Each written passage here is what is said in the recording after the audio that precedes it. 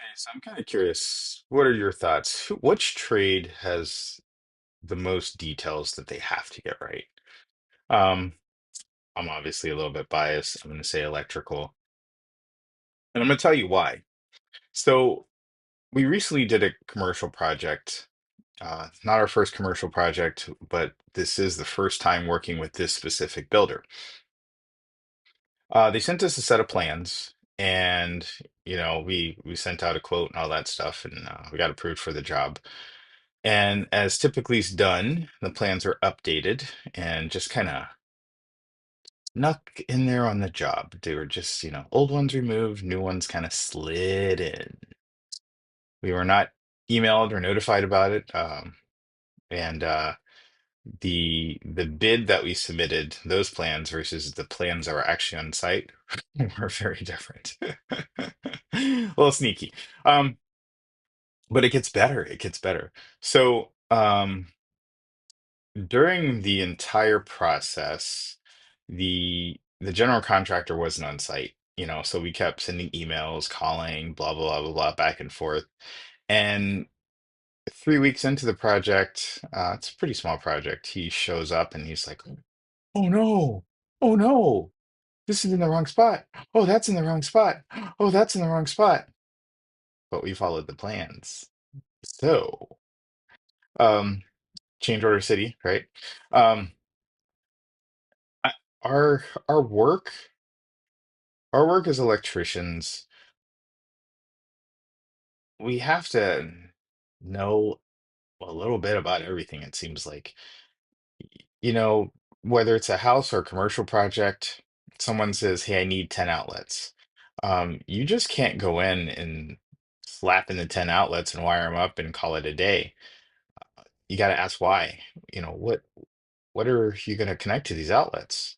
Oh, it's for a kitchen remodel. Oh, well, then in that case, we're going to need to have, so many circuits. These are going to have to be split up on breakers. There's clearances for the countertops and distances apart and all that other stuff. So there's a little bit of detail there. Commercial work, it's very much the same way. What's the purpose of this room? Oh, we're not sure yet. You got to kind of let us know because when we get our inspection, we're going to either pass or fail. So that's kind of a big deal. Um, Lots of details. Let's see, we've had jobs where it was like, hey, we just need to, I don't know, put in an outlet outside. And you get there and you figure out that the person's using it for a pond. Well, that's a most time it's a dedicated circuit. You've got to trench underground to get the wiring in. Um, there's a bunch of use cases, so it's not just putting in an outlet. And we've had jobs where, the basement's all framed in and or the kitchen's framed in, and the designer or the customer wants a switch box in this specific spot. Well, the framer didn't allow any room to do that. So, um, they're kind of leaving it up to us to communicate with the framer to, hey, tell them what we need.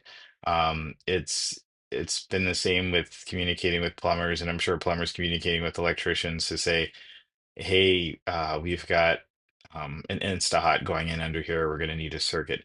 So sometimes the funny thing about this stuff is it's all planning, it's communication, talking, both sides talking. Because once you get to the end of the project after drywall and tile are up, and you want to talk about, hey, there's supposed to be an outlet. This outlet's supposed to be on its own circuit. It keeps tripping the breaker. And you're like, why does it keep tripping the breaker? Oh, I've got my microwave plugged into it. And you're like, you didn't tell me about that. Or I didn't ask.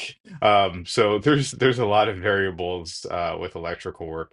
And so it's good to just get the details. It's good to sit down with the client, with the GC, go over everything. If something's going to change, it's the general contractor's responsibility to really let us know. um, Most time it doesn't happen though. You're chasing people around to trying to get information. That's just kind of how it happens. But we do our best. Just some of the challenges of the trade, and I'm kind of curious to see what you think is the most detailed trade and what it requires.